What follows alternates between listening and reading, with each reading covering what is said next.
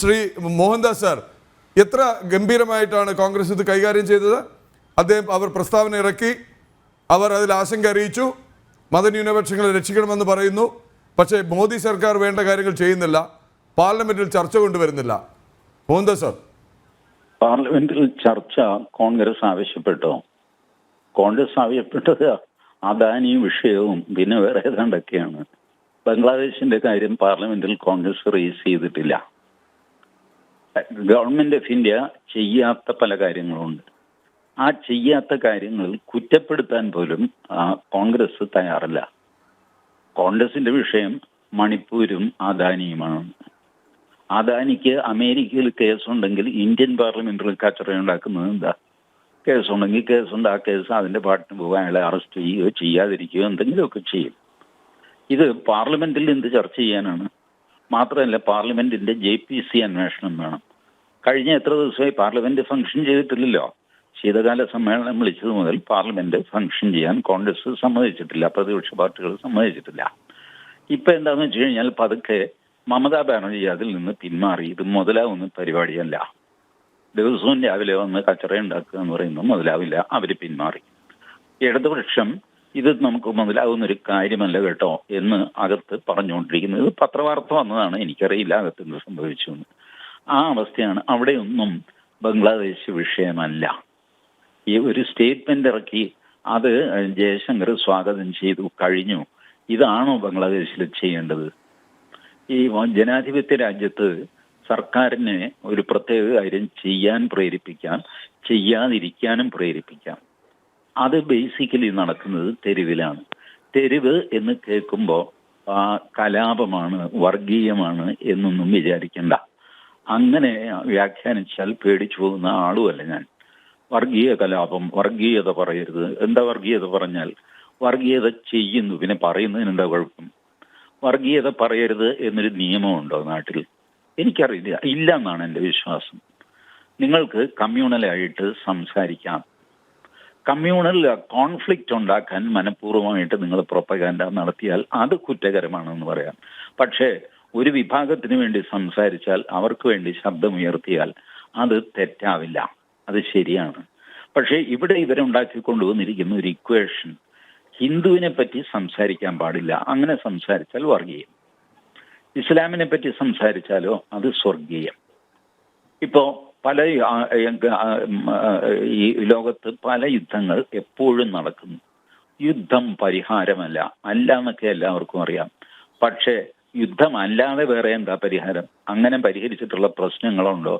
അത്യപൂർവം ചില്ലറ കേസുകൾ സമാധാനത്തിലൂടെ പരിഹരിച്ചു കാണും. ബാക്കിയെല്ലാം ചരിത്രത്തിൽ യുദ്ധത്തിലൂടെ തന്നെയാണ് ചെയ്തിട്ടുള്ളത്.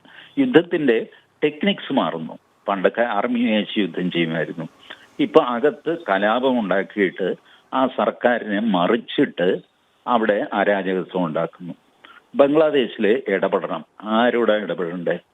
മുഹമ്മദ് യൂനുസ് അഡ്വൈസറാണ്. ആരുടെ അഡ്വൈസർ? ആകാശത്തിന്റെ അഡ്വൈസറോ? ആരാണ് അവിടെ ഭരണാധികാരി? അഡ്വൈസേഴ്സ് 4-5 പേരുണ്ട്, ബട്ട് ഭരണാധികാരി ഇല്ല. പട്ടാളമാണോ ഭരണാധികാരി? അല്ല. കാലിദാസിയാണോ? അല്ല. ഭരണാധികാരിയില്ല, അഡ്വൈസേഴ്സ് ഉണ്ട്. ഇങ്ങനൊരു സംവിധാനം ലോക ചരിത്രത്തിൽ നിങ്ങൾ കേട്ടിട്ടുണ്ടോ? ഈ സാധനത്തോട് ആരോടാണ് സംസാരിക്കുക? പാകിസ്ഥാനും ഇതേ പ്രശ്നമുണ്ട്. പാകിസ്ഥാനിൽ തെരഞ്ഞെടുക്കപ്പെട്ട ആള് ജയിലിലാണ്, ഇമ്രാൻഖാൻ. അയാൾക്ക് പകരമുള്ള പ്രധാനമന്ത്രി ആണോ അവിടെ കാര്യങ്ങൾ നടത്തുന്നത്? അല്ല. എന്നാൽ ISI ആണോ? ആണെന്നും അല്ലെന്നും പറയാം. പാകിസ്ഥാൻ പട്ടാളമാണോ? ആണെന്നും അല്ലെന്നും പറയാം. ഈ ടെക്നിക്സിനോടൊക്കെ എങ്ങനെ നിങ്ങൾ റിയാക്ട് ചെയ്യും? അതുകൊണ്ട് യുദ്ധം പാടില്ല, സമാധാനമാണ് വേണ്ടത് എന്നുള്ളത് ഒരു തത്വം മാത്രമായിട്ടാണ് ലോകത്ത് നിലനിന്നിട്ടുള്ളത്. പ്രയോഗത്തിൽ ഒരിക്കലും വന്നിട്ടില്ല. ലോകത്ത് ബലമുള്ളവൻ ജയിക്കും. ബലവാനും തമ്മിലുള്ള യുദ്ധത്തിന്റെ ചരിത്രമാണ് ലോക ചരിത്രം. ദുർബലനും കെട്ടിപ്പിടിച്ച് കരഞ്ഞത് ചരിത്രമല്ല. അങ്ങനെ ഒരു ചരിത്രം ആരും എഴുതിയിട്ടുമില്ല. അതുകൊണ്ട് ഈ പറഞ്ഞ തത്വം ഒന്നും ഈ ലോകത്തെ ഡൈനമിക്സിനെ ബാധിക്കുന്ന കാര്യമല്ല. ആ ഡൈനമിക്സിലല്ല ലോകം പോകുന്നത്. ഓരോ രാജ്യവും താങ്കളുടെ താല്പര്യം നോക്കുന്നു. ഇപ്പോ നമ്മളുടെ കൺമുമ്പിലാണ് ബംഗ്ലാദേശ് ഒരു ഇസ്ലാമിക രാഷ്ട്രമായി. എന്നിട്ടും നമ്മളുമായിട്ട് വഴക്കൊന്നും ഉണ്ടായിരുന്നില്ല. ഇപ്പൊ പച്ചയ്ക്ക് നമ്മളുമായിട്ട് വഴക്കാം. എന്തിനാണ് നമ്മുടെ നെഞ്ചത്തേക്ക് കയറുന്നത്? ബംഗ്ലാദേശ് കംപ്ലീറ്റ് ഇസ്ലാമിക തീവ്രവാദികളുടെ കയ്യിലായി. അങ്ങനെ ആയി എന്നൊരു സ്റ്റേറ്റ്മെന്റ് ഇറക്കാൻ കോൺഗ്രസ് തയ്യാറാണോ? ഇല്ല. അത് ഇസ്ലാമിക തീവ്രവാദത്തെ അവർ അംഗീകരിക്കുന്നു എന്നുള്ളതല്ല, ഇവിടെ അവരുടെ വോട്ട് കുറയും എന്നുള്ള പേടിയാണ്. ഇവിടെ എന്ന് കൺസോളിഡേറ്റഡ് ഹിന്ദു ഉണ്ടാകുന്നോ അന്ന് കോൺഗ്രസ് ഇതുപോലത്തെ സ്റ്റേറ്റ്മെന്റ് ഇറക്കാൻ നിർബന്ധിതരാകും. ഇതൊക്കെ ഹിന്ദുക്കളുടെ ശക്തി ഹിന്ദുക്കൾക്കും അറിയില്ല, കോൺഗ്രസിനോ കമ്മ്യൂണിസ്റ്റ് പാർട്ടിക്കോ അറിയില്ല. ഇതാണ് സംഭവിക്കുന്നത്. ഞാൻ അതുകൊണ്ടാണ് തെരുവിൽ ശക്തി കാണിക്കണം എന്ന് പറയുന്നത്. തെരുവിൽ ശക്തി കാണിക്കുന്നത് കലാപമല്ല, അത് മനസ്സിലാക്കുക ആദ്യം. തെരുവിലെ ശക്തിയാണ് CAA സമരത്തിൽ കണ്ടത്, ഇല്ലേ? കർഷക സമരത്തിൽ കണ്ടത് തെരുവിലെ ശക്തിയാണ്. റോഡ് ബ്ലോക്ക് ചെയ്യുക, ട്രാക്ടറും കൊണ്ടുവരിക, ആളെ ഇടിച്ചു കൊല്ലുക, ഇതൊക്കെ ചെയ്തു അവർ. കുറെ അധികം അക്രമാസക്തവും സംഗതിയൊക്കെ. ആരെങ്കിലും അവരെ വെടിവെച്ച് കൊന്നോ? ഇല്ലല്ലോ. ഭരണകൂടം അവരെ വെടിവെച്ച് കൊന്നില്ല. ഇത് തന്നെ ഇസ്രായേലിൽ നോക്കൂ. ഇസ്രായേലിൽ യുദ്ധം നടക്കുന്നുണ്ട്, ഇസ്രായേൽ പ്രധാനമന്ത്രിക്കെതിരെ പ്രകടനവും നടക്കുന്നുണ്ട്. ഇതാണ് ജനാധിപത്യം. തെരുവ് എന്ന് കേൾക്കുമ്പോൾ ഭയക്കുന്നത് എന്താ? തെരുവ് നമുക്കിപ്പോ ഈ നമ്മുടെ ജലപീരങ്കി സമരം നടത്താനുള്ള ഒരു സ്ഥലമാണ്.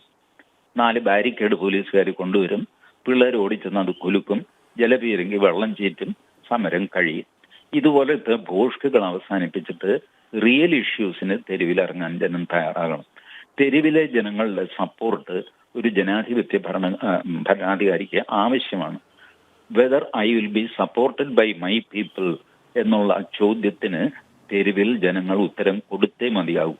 അതാണ് ഭരിക്കുന്ന ആളിന്റെ ശക്തി. അത് ഇന്ദിരാഗാന്ധി ആയാലും ശരി, നരേന്ദ്രമോദി ആണെങ്കിലും ശരി. ഈ അടിയന്തരാവസ്ഥ എന്ന് പറയുന്നത് സൗകര്യപൂർവ്വം ന്യായീകരിക്കേണ്ട ഒരു കാര്യമല്ല.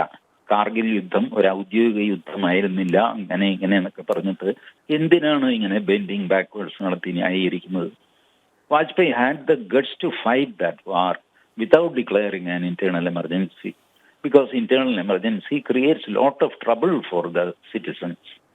അത് മനസ്സിലാക്കിക്കൊണ്ടാണ് അദ്ദേഹം അത് ചെയ്യാഞ്ഞത്. അദ്ദേഹത്തിനെതിരെ ഇവിടെ ബഹളമൊന്നും നടന്നുമില്ല.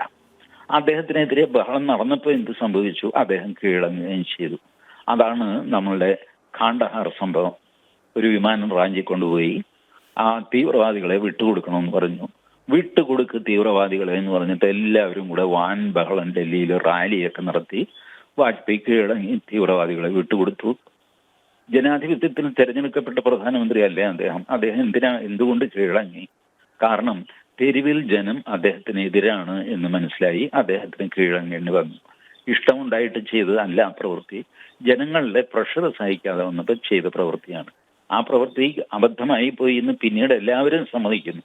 വാജ്പേയിയുടെ കൂട്ടരും സമ്മതിക്കുന്നു, എതിരാളികളും സമ്മതിക്കുന്നു. പക്ഷെ അന്ന് അങ്ങനെയായിരുന്നു ജനങ്ങളുടെ വികാരം. ഇപ്പൊ ജനവികാരം എന്ന് പറയുന്ന ഒരു സാധനം ഭരണാധികാരിക്ക് ശക്തി നൽകും, അയാളെ ദുർബലമാക്കും. ഇപ്പോൾ ബംഗ്ലാദേശിലെ ഹിന്ദുക്കൾക്ക് വേണ്ടി, ഞാൻ ന്യൂനപക്ഷം എന്നുള്ള ഓമന പേര് ഉപയോഗിക്കുന്നില്ല, ബംഗ്ലാദേശിലെ ഹിന്ദുക്കൾക്ക് വേണ്ടിയിട്ട് ഇന്ത്യൻ ജനത ശക്തി പ്രകടനം നടത്തണം. അത് നരേന്ദ്രമോദിയുടെ കൈകളെ ശക്തിപ്പെടുത്തുന്നതായിരിക്കും. അപ്പോൾ മാത്രമേ അദ്ദേഹത്തിനും ശരി, നമുക്ക് ഏതായാലും ഇടപെട്ട് കളയാം, ജനത എൻ്റെ കൂടെ ഉണ്ടല്ലോ എന്ന് തോന്നുള്ളൂ. ഇതൊക്കെ ജനാധിപത്യത്തിന്റെ അടിസ്ഥാന ഡൈനമിക്സിൽ പെട്ടതാണ്. ഇത് മനസ്സിലാക്കില്ല. ഞങ്ങളൊരു പ്രത്യേക വിഭാഗത്തിന് വേണ്ടി മാത്രമേ തെരുവിൽ ഇറങ്ങുള്ളൂ എന്ന് നിശ്ചയിച്ചാൽ എന്ത് ചെയ്യും? ആ ഒരു അവസ്ഥയാണ് ഭാരതത്തിലുള്ളത്.